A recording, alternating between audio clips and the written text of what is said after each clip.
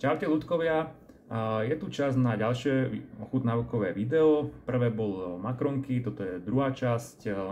Budeme ochutnávať teraz niečo iné, konkrétne nápoje. Kým sa k tomu dostanem, bol som nedávno v Rakúsku, konkrétne v Kice si nakúpiť a okrem iných obchodov som navštívil aj Teddyho. A poviem vám, nekúpil som tam nič, nakoľko vlastne všetko majú to isté čo my, akurát trošku drahšie.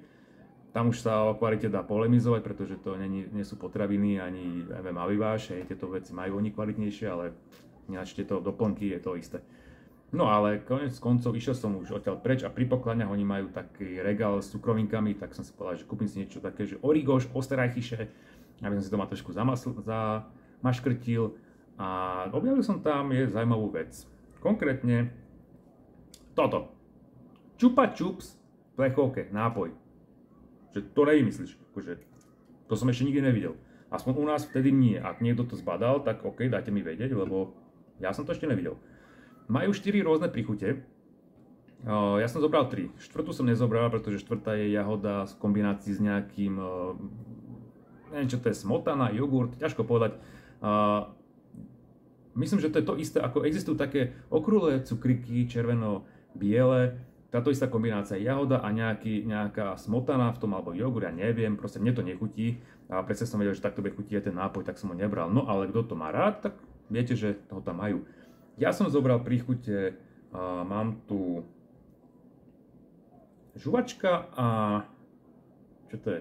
Čerešňa? Divná kombinácia. Potom je tu červený melón a na toto sa teším. Tmavé hrozno, milujem príchuť tmavého hrozna, takže toto som fakt zvedavý, jak bude chutiť. Stojí to 2 €, čiže nie je to úplne najlacnejšie, verím tomu, že ak by to predávali u nás, tak by to stalo tak možno 1,50 €, no my máme trošku nižšie ceny. No uvidíme. Každopádne idem ochutnať to hrozno.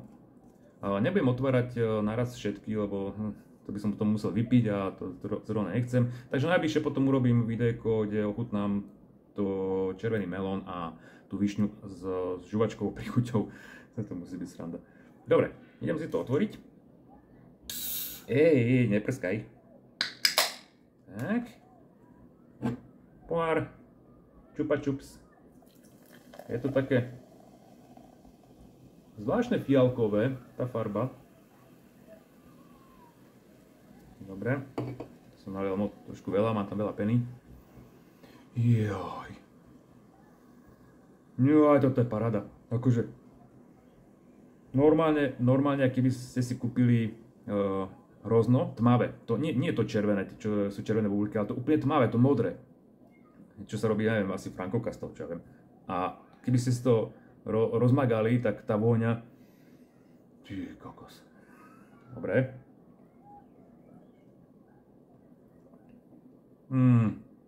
Ľudia, toto je bomba.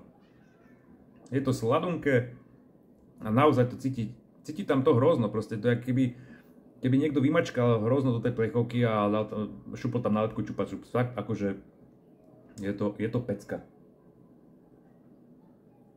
Je to výborné. Naozaj, utekajte do Kice alebo do Bergu, nájdete si Teddy. Volá sa to Chupa Chups, hej.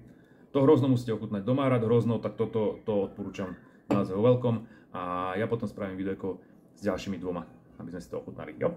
Tak sa majte zatiaľ.